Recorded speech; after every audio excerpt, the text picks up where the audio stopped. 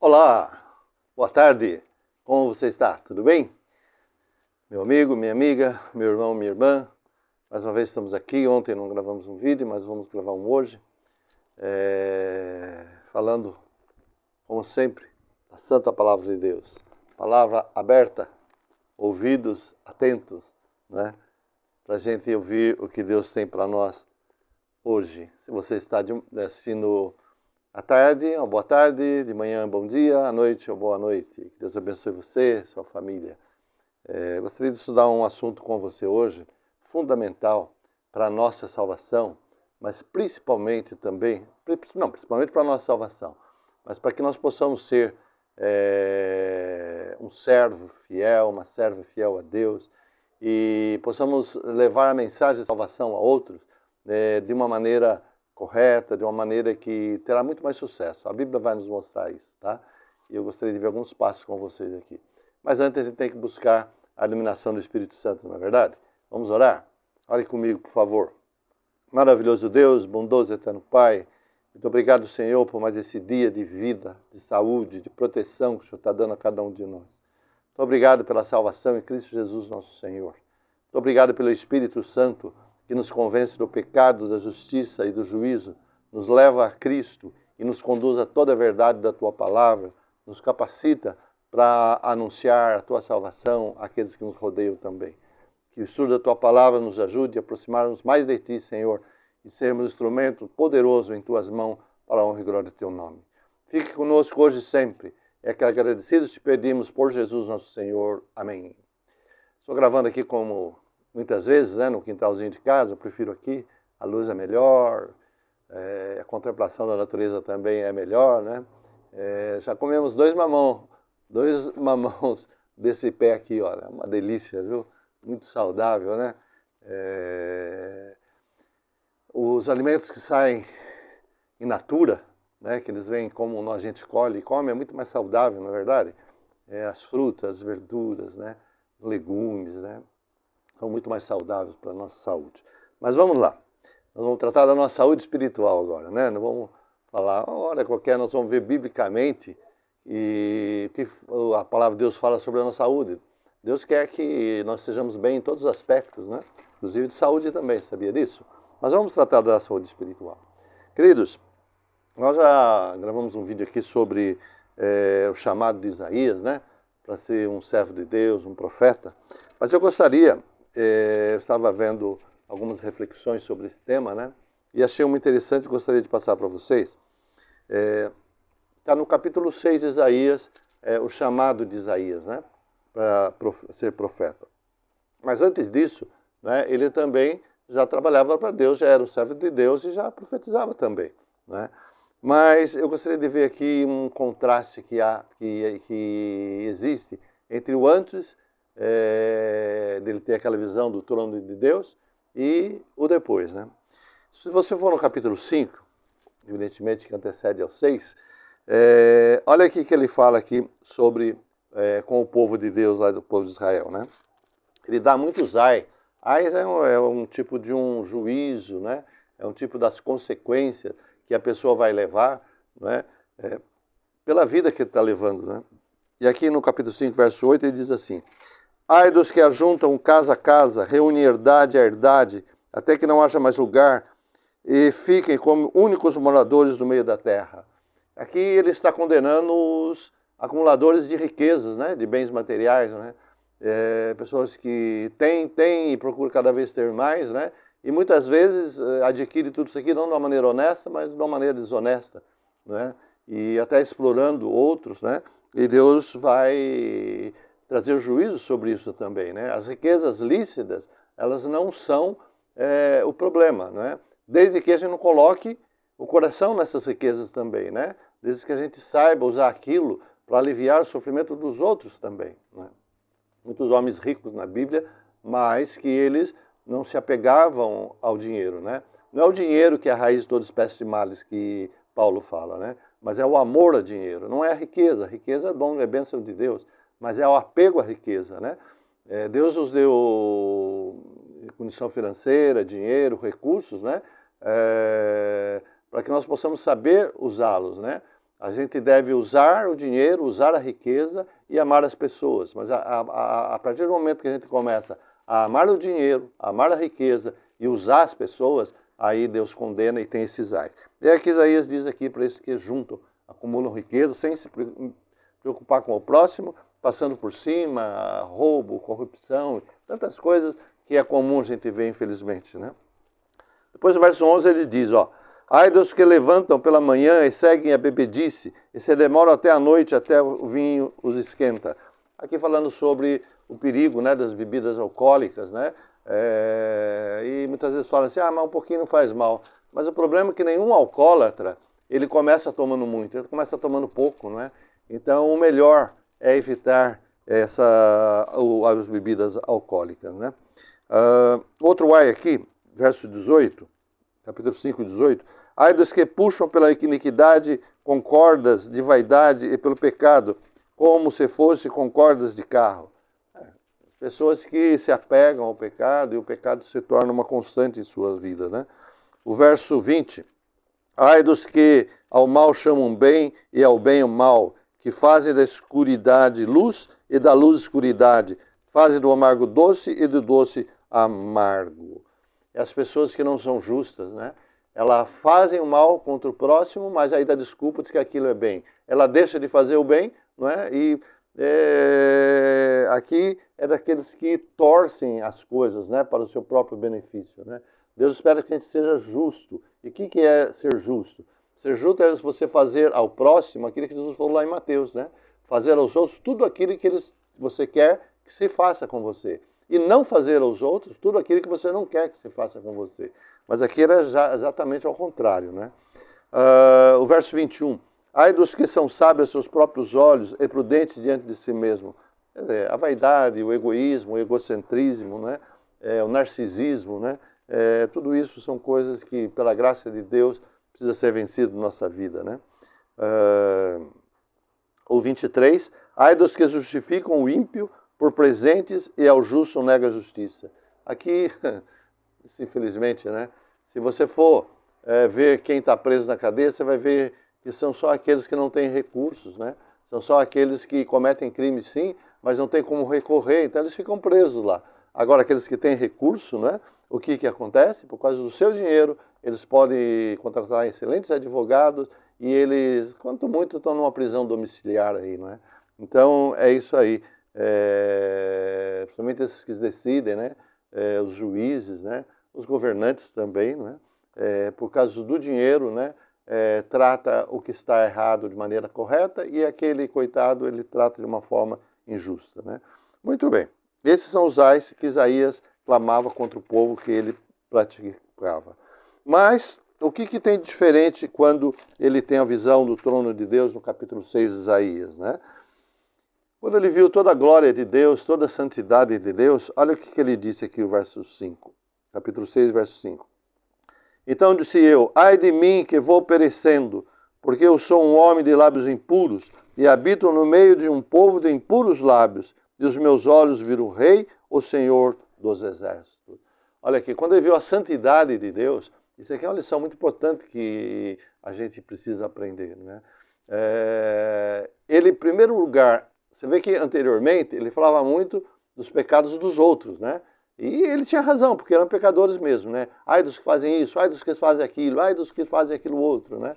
Mas agora, quando ele viu o Senhor, teve a contemplação da santidade do Senhor, ele, no primeiro lugar, não falou ai dos outros, né? Não falou de pecado dos outros. Ele falou ai de mim que vou perecendo. Né? Sabe, queridos, e essa é a necessidade que nós temos para nós sermos salvos e para nós sabermos lidar ao levar a salvação para outras pessoas. E mesmo quando a gente vai levar uma mensagem de juízo também, a gente tem que ter essa noção. Não é? Ai de mim, que sou pecador. Né? Sou um homem de lábios impuros e habito no meio de umas pessoas de impuros lábios, mas eu também sou. Né? Então, isso é muito importante. Sabe por quê, queridos? E aqui, não estou dizendo que Isaías era assim, mas a gente corre o risco de cair, né, nessa armadilha de Satanás, de ficar olhando os erros dos outros, os pecados das outras pessoas e esquecer dos nossos, não é verdade? Mas quando a gente medita na vida de Jesus, chega bem perto de Deus, se aproxima dele, não é?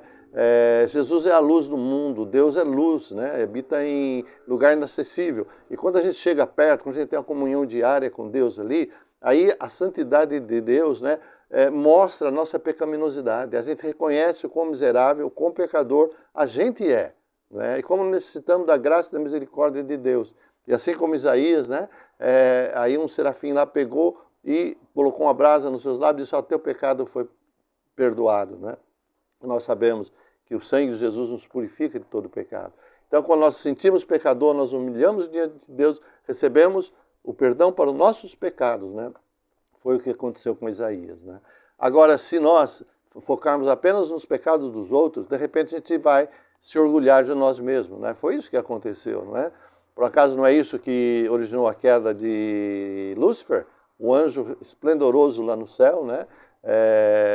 Cheio de glória, não é verdade? Que também habitava ali, próximo ao trono de Deus, né?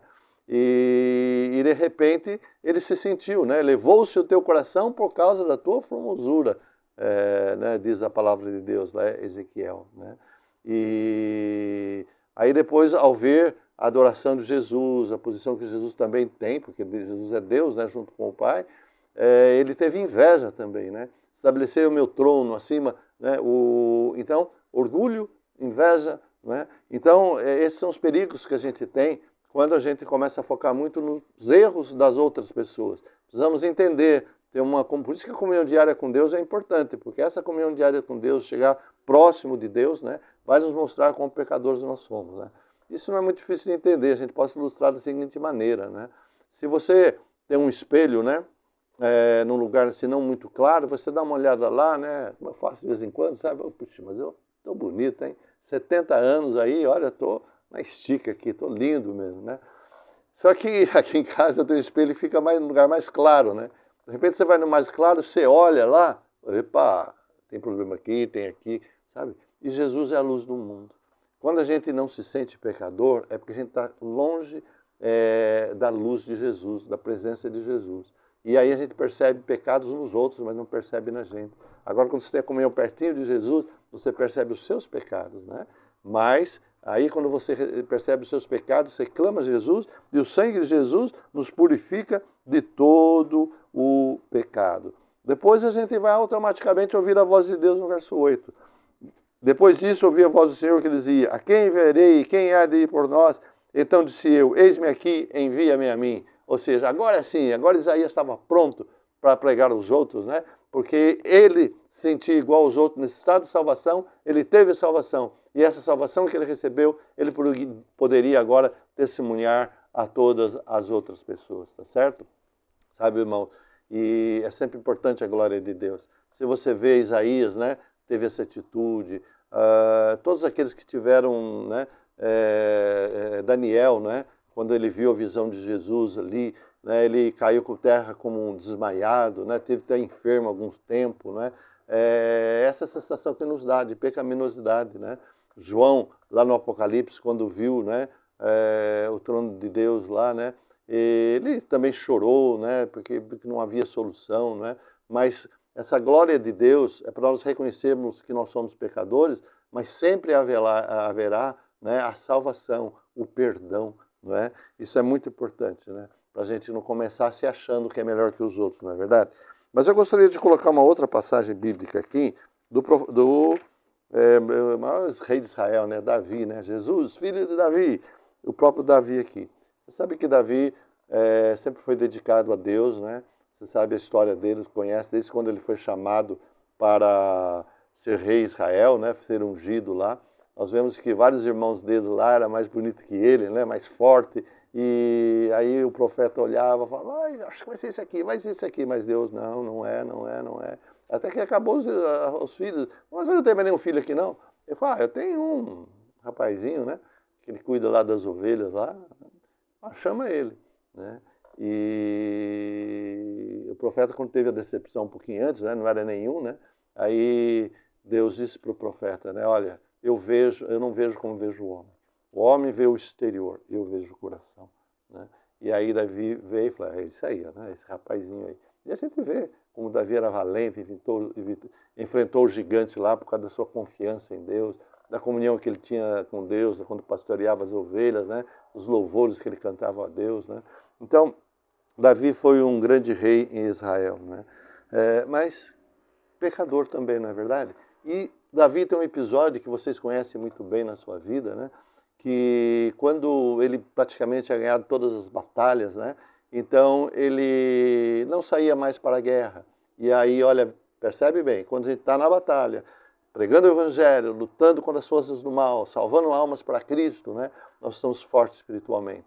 Mas como a gente começa a se achar um pouquinho, né? Então a gente baixa as guardas, na verdade, da comunhão com Deus. E a Bíblia diz claramente isso, né? Lá em Samuel, né?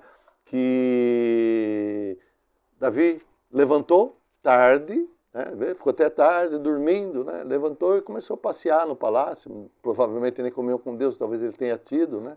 E de repente do pátio do seu palácio ele viu uma mulher tomando banho, né? Uma mulher muito bonita. E aí de repente ele falou: quem é aquela mulher lá? Aí a pessoa falou: aquela mulher lá é casada, viu?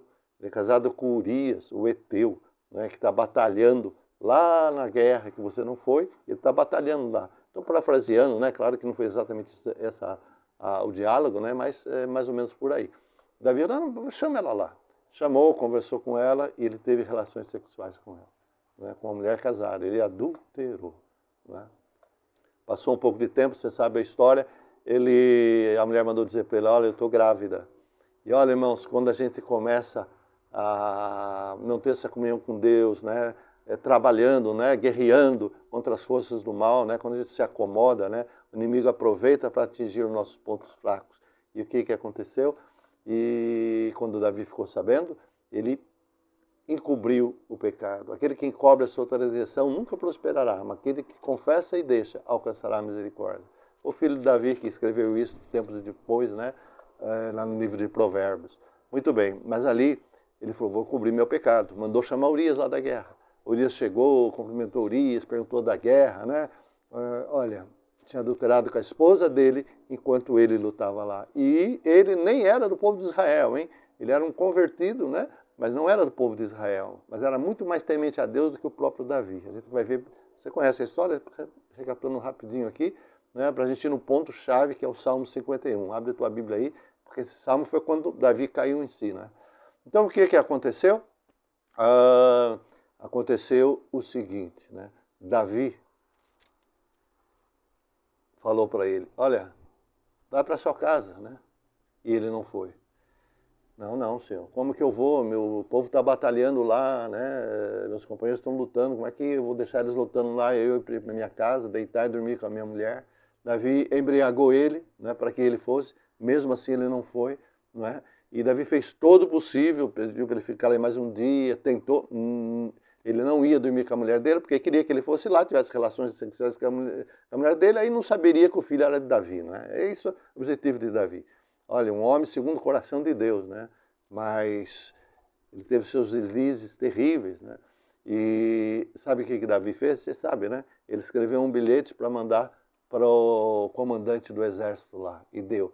E Urias levou na sua mão a sua sentença de morte, porque naquele bilhete estava escrito para que Urias fosse colocado na frente da batalha e os soldados recuassem para que ele fosse morto. E isso aconteceu, né? E Davi aceitou todas as sugestões de Satanás para encobrir seu pecado e falou: agora está tudo certo. Mas Deus sabe de todas as coisas, não é verdade? E aí o profeta foi lá, contou aquela história para ele: olha, Davi, aconteceu um problema aqui no reino, quero que você julga, né? Tinha um homem que só tinha uma cordeirinha, e tinha um homem rico que tinha muita riqueza, né? E veio umas pessoas visitar esse homem rico, e ele, ao invés de pegar a cordeira do rebanho dele, que era muito grande, ele foi lá e pegou a única cordeira que esse homem pobre tinha e matou ela e deu para comer para os seus convidados. Davi cirou, né? Falou: diga-lhe de morte seja esse homem, ele tem que pagar tudo e ele vai ter que morrer. Aí o profeta olha para o rei: tu é esse homem, Davi, tu é esse homem. Olha quantas bênçãos Deus te deu, quantas coisas, né? Mulheres, você tem as mulheres que você quer aí, apesar que Deus nunca aprovou isso, né? Só tem desgraça quando tem mais de uma mulher de um homem, né? Mas pela dureza do coração Deus permitiu durante algum tempo. Você tem tudo aí, você vai lá, né? Aí Davi falou assim, nossa, pequei contra o Senhor. Né? Ele sofreu consequências, né? Aí a desunião na família dele, o que ele fez ali, o filho dele fez, né? Teve relação com as mulheres deles diante de todo mundo, né? Coisas terríveis ele sofreu, mas ele se arrependeu do seu pecado. Mas o ponto que a gente quer chegar, né? Eu falo muito, né? Mas o ponto para a gente ir para a conclusão, aqui está no Salmo 51, aqui, quando ele se arrependeu do seu pecado e ele sentia que a vida dele não estava bem, né? E veja o que ele diz aqui, em parte. Depois você lê todo o capítulo aí, que ele é muito bonito, né? Está ventando muito aqui. Capítulo 51. Veja o que ele diz aqui, ó, no verso... vamos ver aqui, ó. No verso 10 e em diante. Olha o que diz aqui. Cria em mim, Deus, um coração puro, renova em mim um espírito reto. Ou seja, ele não queria apenas o perdão dos seus pecados, ele reconheceu, contra ti somente pequei, Senhor. Mas, por favor, tenha misericórdia de mim e crie em mim um coração reto, para que eu nunca mais faça esses absurdos que eu fiz, né? E depois ele disse, olha, verso 11, não me lances fora da tua presença e não retires de mim o teu Espírito Santo. O Espírito Santo que nos convence do pecado, da justiça e do juízo, né? E agora, principalmente o verso 12, né, e o 13, eu gostaria que você meditasse aqui, ó. Torna a dar-me a alegria da tua salvação e sustém-me com espírito voluntário. Então ensinarei aos transgressores os teus caminhos e os pecadores a ti se converterão. A alegria da salvação. Sabe, irmãos, a gente tem que renovar isso todos os dias, né? E por quê, irmãos? Porque senão você não pode perder essa alegria da salvação. Por isso que todos os dias, né, diz a sábia do Senhor, nós devemos meditar na vida de Jesus pelo menos 1 hora por dia. Mas principalmente as últimas cenas, onde Jesus se tornou pecado por nós, onde Jesus pagou o alto preço por nossos pecados. É contemplando a Jesus, contemplando a Deus de perto, que assim como nos haria, nós vamos sentir homens de lábios impuros, pecadores, né? E torna a dar-me a alegria da salvação. Aí nós vamos ter a alegria da salvação, assim como Isaías esteve lá. Né? E aqui ele diz assim, então ensinarei aos transgressores, então eu cumprirei a missão, então eu pregarei o evangelho, então eu vou procurar salvar almas para o teu reino, né? Os pecadores se converterão a ti, porque eles vão ver em mim o que o Senhor fez comigo, a tua misericórdia para comigo. Assim como Isaías, eis-me aqui, envia-me a mim. Então esse é o segredo, meu querido, minha querida, para que nós possamos ter uma vida vitoriosa. É a comunhão com Cristo, é o reconhecimento de quão miseráveis nós somos e quão grande salvação nos deu o Senhor Jesus e nos dispormos a compartilhar essa tão grande salvação a todos aqueles que nos rodeiam. Né? Tá certo, querido? 22 minutos, a gente vai terminar o vídeo aqui, um pouco curto, né? Sobre esse assunto. Depois, nós, apenas sobre essa santidade de Deus, né? Veja bem, muitos profetas chegaram perto de Deus e sentiram essa pecaminosidade, né? E receberam o grande perdão de Deus, né? E a gente sabe que no final, quando Jesus voltar, né, aí não haverá mais possibilidade de salvação. Mas lá em Apocalipse capítulo 6, diz que todas as pessoas da terra, todas as classes sociais que se perderam, né, quando eles verem Jesus voltar, capítulo 6 de Apocalipse, olha lá, ele vai dizer, cai sobre nós os rochedos, tudo, né, eles vão preferir a morte, escondei-nos da face daquele que vem, a glória do Senhor, né? E Tessalonicenses diz que a glória do Senhor matará o ímpio, né? Todos eles morrerão pelo resplendor da vinda do Senhor Jesus. Agora e nós, que pela graça de Deus estivermos salvos, por que não vamos morrer? Sabe por quê? Porque se você for lá em 1 Coríntios capítulo 15, lá vai falar da ressurreição. E fala que quando Jesus voltar, nas nuvens dos céus, né, os que morrerem em Cristo ressuscitarão incorruptíveis, né? Incorruptíveis e com corpo imortal, né? Glorificados. E os que estiverem vivos, num abrir e fechar de olhos, serão transformados.